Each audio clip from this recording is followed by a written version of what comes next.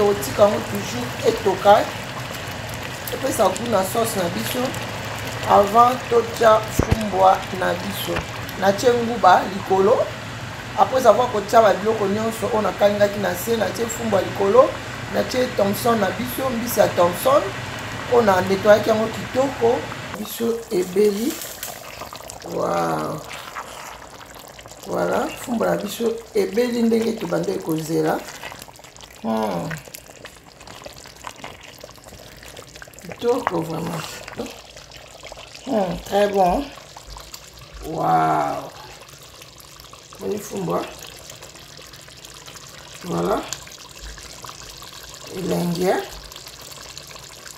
Bonjour, bandeko balandia katika pesa télévision. Lelo mama katika pesa télévision ayeli bino recette mususu ya sika oyo lelo tokosala fumbwa, mais fumbwa na biso tokosala yango na huile, tokosala yango na mafuta mbila nde tosaka oyo liboso te, lelo tokosala yango na huile. Et voilà bandeko balandia katika pesa télévision, bo remarquer fumbwa nanga euti Afrique, fumbwa oyo eza kokauka nde bomoni yango awa euti Afrique eza ya kokauka. Neza okauka boye na poni banzete nanga banzete afumbwa kitoko na longoli basalite nyonso bien awa sikoyo après avoir kolongola bongo lekolo eza mfumbwa moko eza kokauka na bi bien que euti Afrique biso na Amerika tozana mfumbwa te euta toujours na RDC. Voilà bandeko balandi na poni fumbwa nanga bien na poni yango na longoli basalite nyonso ya fumbwa banzete na poni yango vraiment kitoko, mais loko les okauka boye to ça yango okauka te quand même. Voilà toleka na kotia mai totia ngo mai. Voilà bandeko balandia katika pesa télévision nde na hotel sabino fumba biso ezaki okauka. Alors po iko kufungwama ezonga mobesu na tia ngo mai. Bo remarquer mai yango na kati ya mfumbwa totie boye eza na kati ya mai. Alors restez connectés pour la suite au tchéboué et l'embissa fumbo la bisopi et zong sango vraiment mobesu avant to kwa kolamba. Alors restez connectés pour la suite ya élément na biso.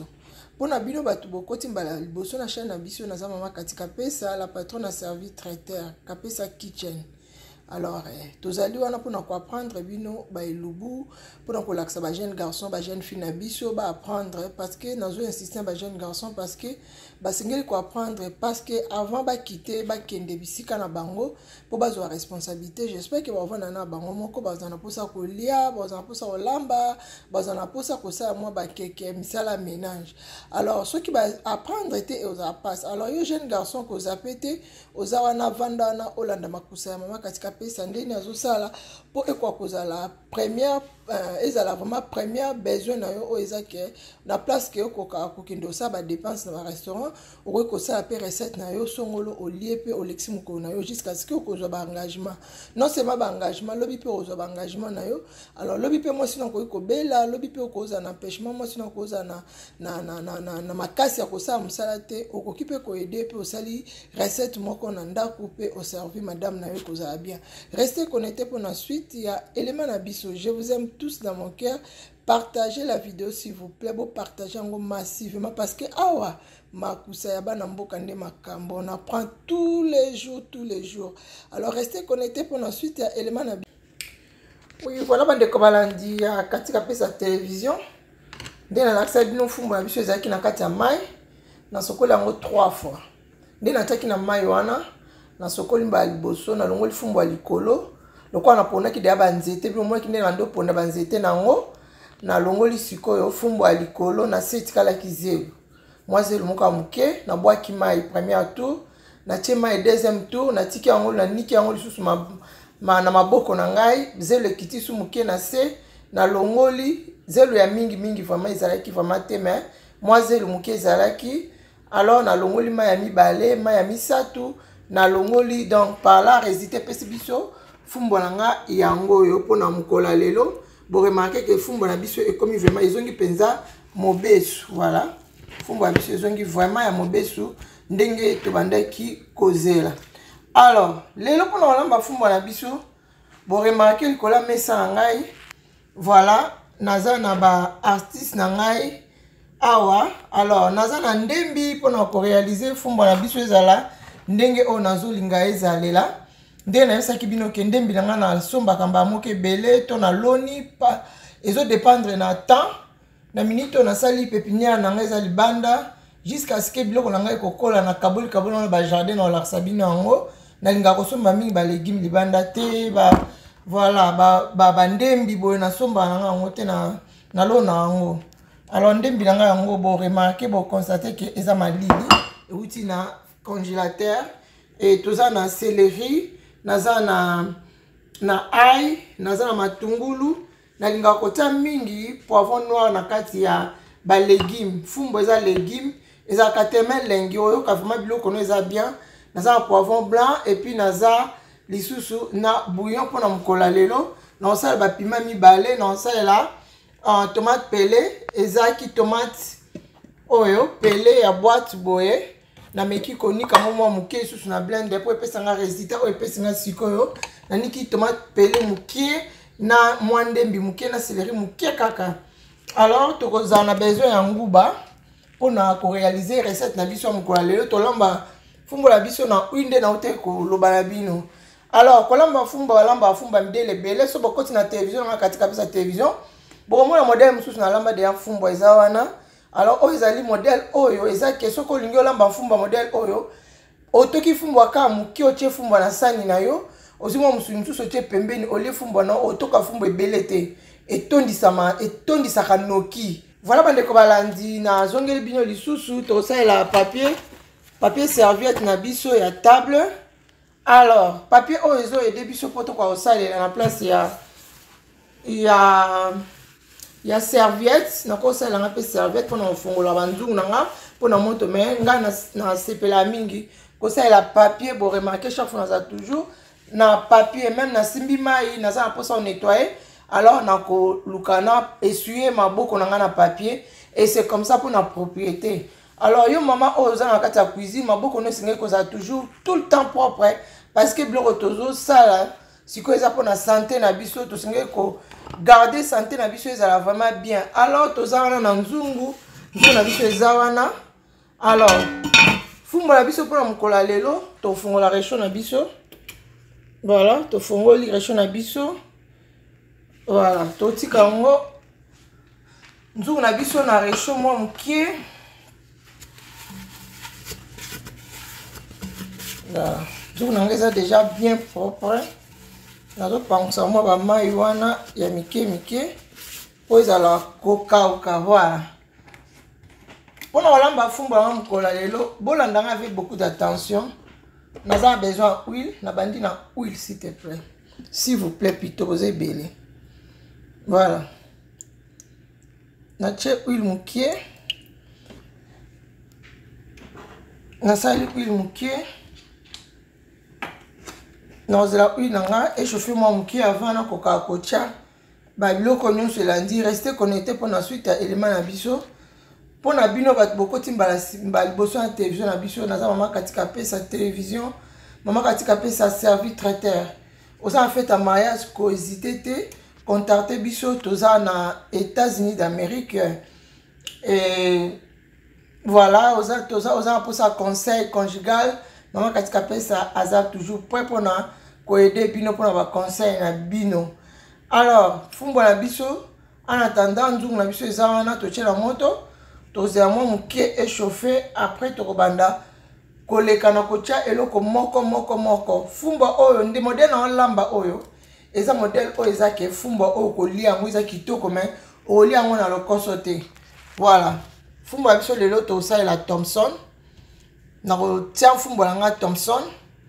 Alors vous remarquez que Thomson na nga na longoli déjà ba mikuwa nyonso ba bibalandaka oyo eza malamu kolongola système ya mikuwa onde na longo na Thomson na nga nazo yango epa oui biso wana pe tozolanda toza wana toza toujours mpona koconseille bana na biso banouveau marié bafutur marié toza wana mpona koconseille bango.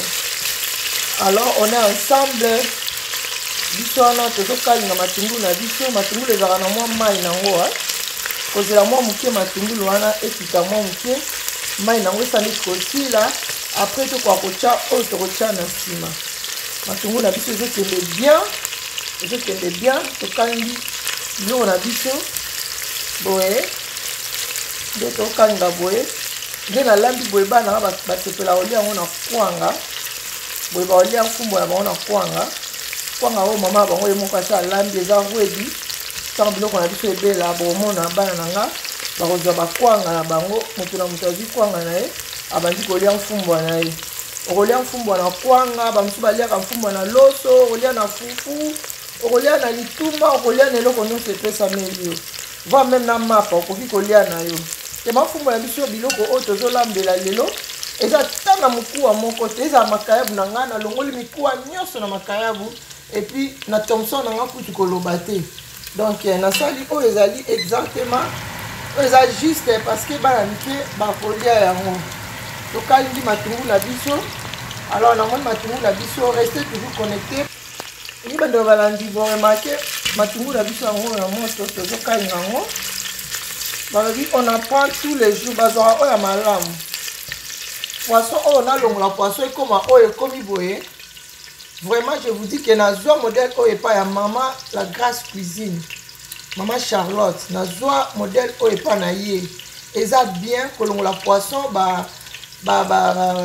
nini barrette oyo nyonso ya mike ezala na kati esala bien ke ntango ozolia biloko na yo ezokende bien moyen ekoka konuire yo eza te tema biloko ezala elengi makasi soki okutani suna bamikuwa na kati ya biloko esisaka peti ya kolia alors barekopiaka oyo eza malamu oyo eza malamu na rekopiaki epa mama Charlotte yango oyo kolongola poisson kopanza poisson boye mikuwa nyonso longoli c'est très bien félicitations mama Charlotte vraiment mosala kitoko ndenge oza kosala oza kolakisa bajeune fille na biso voilà bandeko balandi ya katika pesa télévision na yango toleki na kotia ndembi oyo eza congélé nde nayebisaki bino bozoyoka ndenge ezosote wana parce que na congélateur eza na mwa mai nango voilà nde nayebisaki bino mama baka mayele ifo koyeba ndenge ya koconserve biloko alors c'est ça fumbo yango eza telengi makasi yango ekendaka boye voilà yo mesana kolamba fumbo ya midele mosusu midele kolamba fumbo eza ebele nasina nase bino modele mosusu nalambela fumbo ezalaki tellement mpe elengi voilà na yango toleki na kobwaka tisi na biso epasate parce que bana bababe yango alors naleki na kotia céleri na nga nalingaka tellement céleri na biloko boconstate céleri vraiment eza vraiment légume na nga préféré soit astuce na nga préféré na biloko voilà naotika yango etoka mwa moke elemba moke mpo céleri na biso tosalelaka ezalaka mwa banzete so okutani mpe ya bafai c'est bien mais so nakutani nango vraimen eza nzete alors so elemba mwa moke par rapport voilà ça totia mpe nguba biloko na biso neti totie boye komonana nango te voilà totiki yango etoka mwa moke alors tokotinka nzungu na biso reste connecté mpona sika ibandeko balandi biso na tozongeli bino après avoir kotia kokalinga balégume matungulu na biso boye eza sikoyo na mposa kosalela tomate pele naotia tomate pele na nga voilà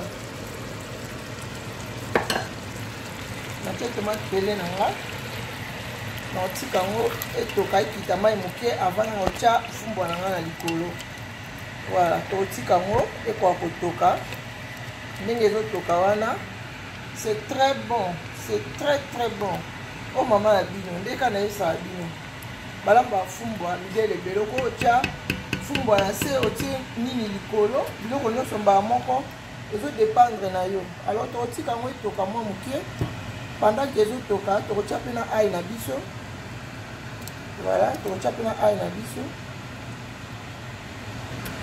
tokotika yango sikoyo etoka après rester connecté puis bandeko balandi totala tomate na biso oyo totiaki na moto Voilà. Bon, moi, je vais vous maitoko. Alors, pour les canons, poivron blanc, black pepper, toche bouillon, et puis toti quand toujours et tokai. Et puis ça goûte la sauce na biso avant tocha fumbwa na biso. Alors pour tocha mungwa, il faut to s'assurer que oh biloko toche et ko mungwa nango et ko lekana te. Alors pendant que les autres tokaboye, on les kamba moko na kocha fumbwa na ngai.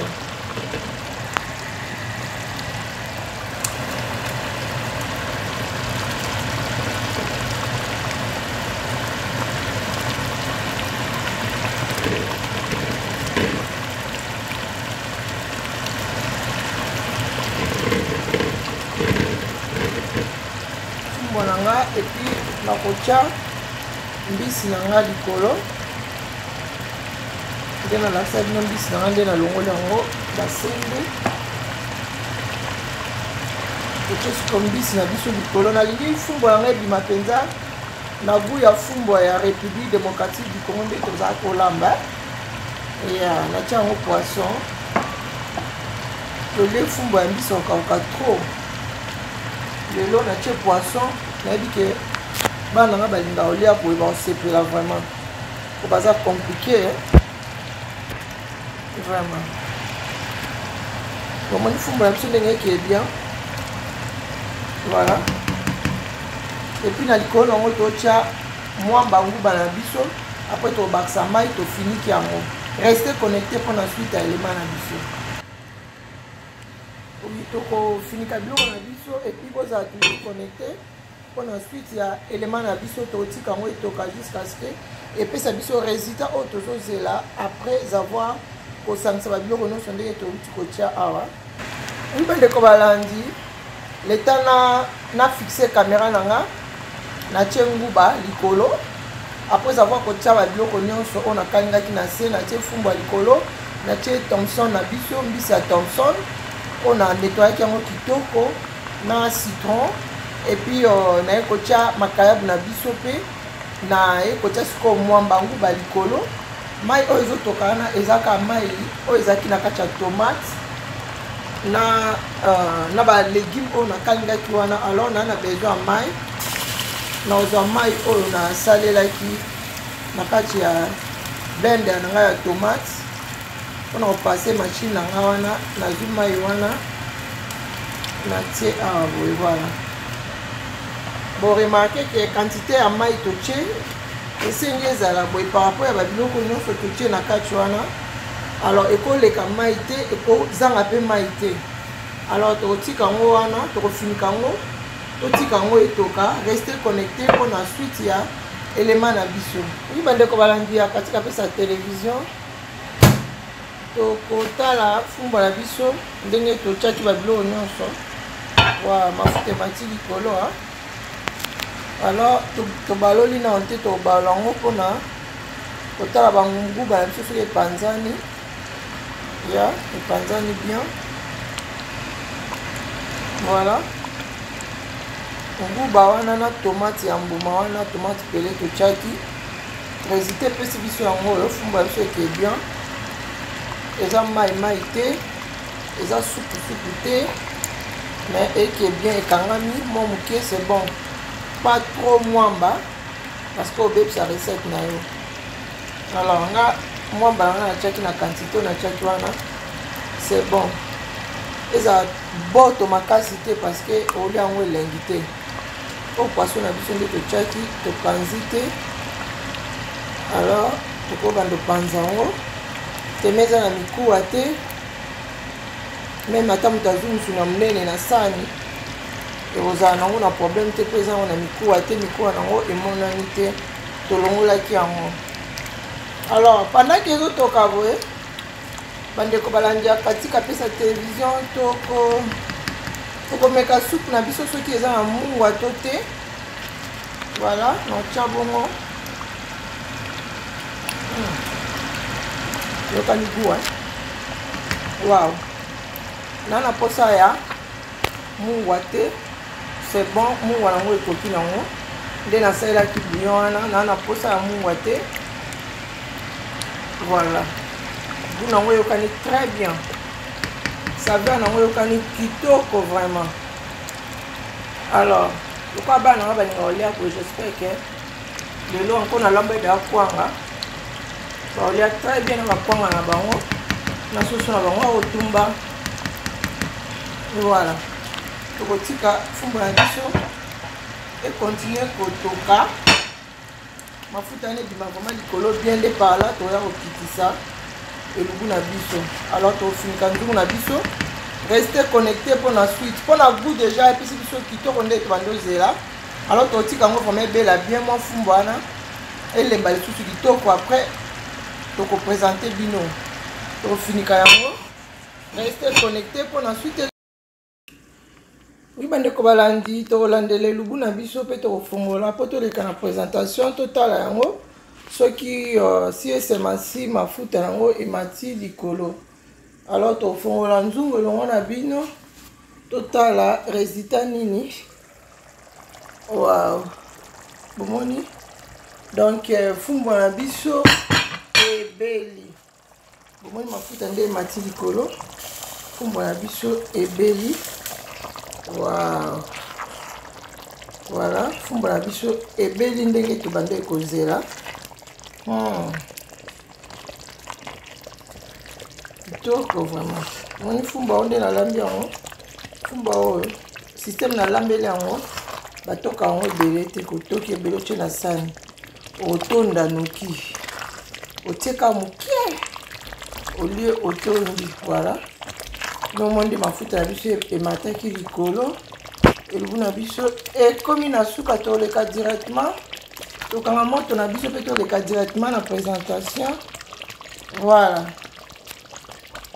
tochange lutu nayebisaki bino balamba bafumba midele ebele alors bokoka kokopie oyo eza malamu toleka directement voilà fumba na biso très bon wow boni fumba voilà elengi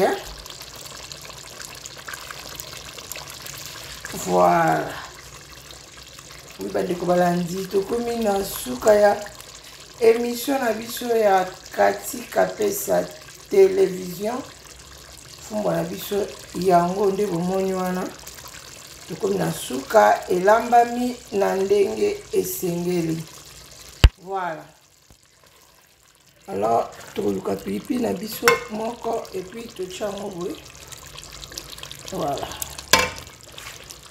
voilà toleki directement la présentation na biso fumba na yo okoki kolela yango soso okolela yango makayabu okoki kolela yango recette nyonso oyo olingi musuni nyonso olingi kolela okoki kolela yango alors biso tokolela yango soso akotumba voilà fumba na biso kitoko donc ntango ozolia yango atolia yango na lokoso lokola eza yango na mokuwa na kati te osentir yango te bana baolia yango na kwanga akonga moko base izi na kwanga donc voilà tokomi na suka émission na biso bo hésiter te bo s'abonner massivement.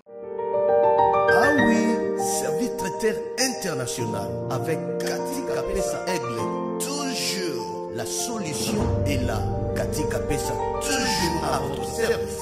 Qualité supérieure des recettes et repas africains, restaurants et catering. Mokondi ya kolamba kitoko na États-Unis d'Amérique. Katika Pesa Aigle. Toujours service traiteur et à qualité Tokos. Pour toutes vos réservations, contactez Maman Katika Pesa pour vos cérémonies, réceptions, manifestations, vos fêtes de mariage, vos fêtes d'anniversaire, graduation, barbecue, événements, même les conférences. Service traiteur Katika Pesa. Toujours à votre service. Qualité supérieure des recettes et repas. Bamosusu, c'est local.